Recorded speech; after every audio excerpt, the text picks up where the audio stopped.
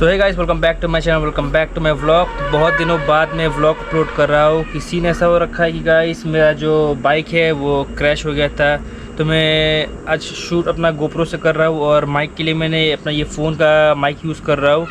तो मैं आपको बताना चाहता हूँ कि मतलब मेरा क्रैश कैसे हुआ था। मैंने किसी के साथ एक्सीडेंट नहीं किया था। वॉश करने के बाद मैंने चेन क्लीन किया था और मतलब कहीं कहीं मैंने देखा था मतलब हल्का हल्का सा मतलब अंदर कोई पैनल्स में या फिर इंजन के आसपास में कोई पानी जमा रहता है। तो उसी के कारण मैंने सोचा कि थोड़ा 5-10 किलोमीटर में बाइक चला आता हूँ, उससे मतलब क्या होता है कि मेरा इंजन भी हीटअप हो जाएगा और जो कहीं कोना में जो पानी फंसा नहीं होगा वो निकल जाएगा या फिर सूख जाएगा।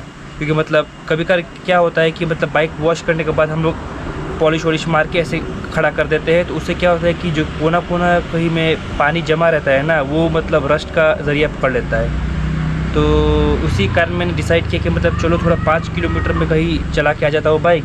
तो उसके कारण मैंने इसको निकाला था वॉश करने के बाद, और चेन ल्यूब नहीं किया था मैंने, वो मेरा फॉल्ट था मैं मानता हूँ। लेकिन मैंने चेन क्लीन किया था, लेकिन तब भी मतलब इसमें उतना लुब्रिकेंट था कि मतलब गाड़ी गिरे ना।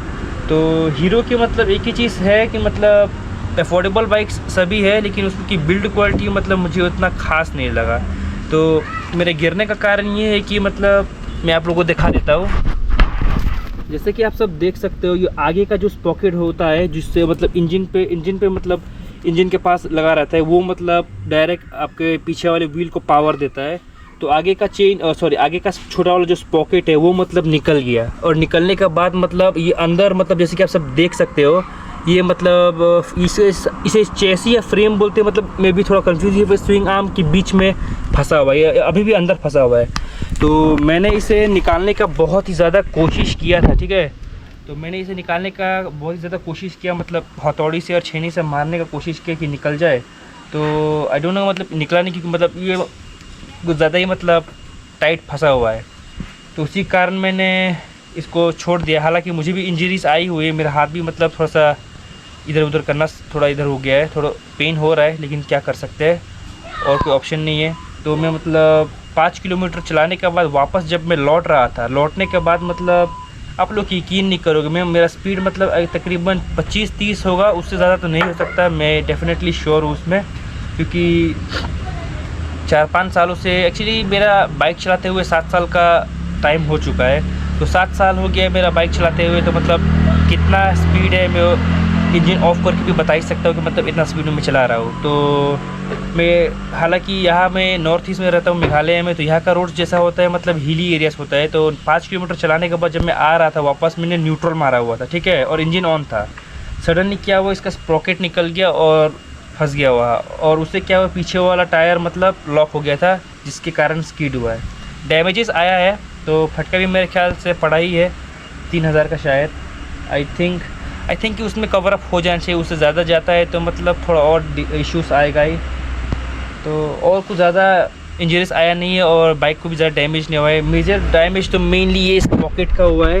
मैं किसी लोकल मैकेनिक को उसको हायर करूंगा, उसको बोलूँगा कि इसे ठीक करने को, टेम्प्रोरी ठीक करने के लिए, अगर वो अगर बेहतर ठीक कर सकता है, जो कि मुझे कोई आइडिया नहीं कि इन लोगों को आइडिया होगा कि नहीं डैमेजेस। तो यहाँ पर जो लेग गार्ड आप लोग देख सकते हो, लेग गार्ड है, मतलब ऑब्वियस से बात है, लेफ्ट के साइड में गिरा हो तो लेग गार्ड हिट करेगा ही रूट को।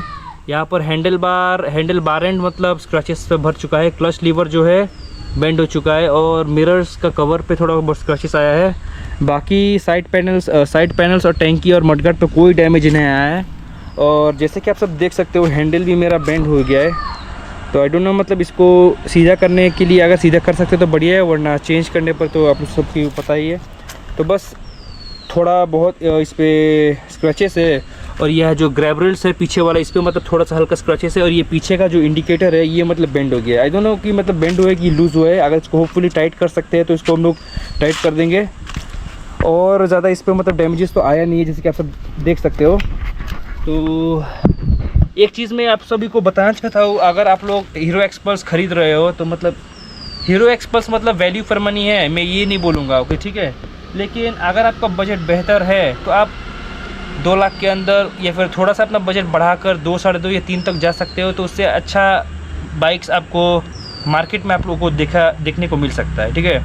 फॉर एग्ज़ाम्पल मेरा पसंद भी है एडवेंचर ड्यूक 390, बट उसका मेंटेनेंस और प्लस उसका प्राइस ज़्यादा ही है, इसलिए मिडिल क्लास लड़का उसे अफोर्ड नहीं कर सकता। मैंने कि बहुत सारे मतलब कि लड़के हैं जिनका ड्रीम बाइक होता है वो KTM का, लेकिन उसको अफोर्ड करना बहुत ही मुश्किल हो जाता है। तो इसी के लिए मतलब एक्सपल्स जो है, अगर जो बिगिनर है और जिसके पास मतलब कि बजट इशू है तो वो इस पे जा सकता है एक्सपल्स को। एक्सपल्स मतलब वैल्यू फॉर मनी बाइक है, मतलब माइलेज 46 kmpl मुझे मिल रहा है हिली पे और हाईवे पे मिल रहा है, ठीक है। क्योंकि मैं अपना नॉर्थ ईस्ट का रोड्स का बारे में बात कर रहा हूँ, ये यानी कि शिलोंग का, मेघालय। तो यहाँ का रोड्स मतलब अप्स एंड डाउन्स और टर्निंग वाले ज़्यादा है, तो मतलब हाईवे पे मुझे 46 किलोमीटर पर लीटर मिल जाता है और सिटी में 38 तक ड्रॉप हो जाता है, क्योंकि as you know guys city में मतलब कंजेस्टेड रहता है तो आप उसको फ्रीली चला नहीं सकते। और नॉइस अगर आ रहा होगा तो इसके लिए मैं माफ़ी चाहता हूँ गाइस, क्योंकि मेरे पास और कोई ऑप्शन नहीं है और मेरे पास सबसे पहला बात कोई और लोकेशन नहीं है कि मैं शूट कर सकूँ। लोकेशंस का इशू मेरे पास बहुत रहा है, इसलिए मैंने सोचा कि अब लोकेशंस को गोली मारो, जो मिलता है घर की। ये मेरे घर के पीछे का जो है, पता नहीं कौन बकलोल है साला, तो इग्नोर मारते हुए तो यही है व्लॉग, ठीक है।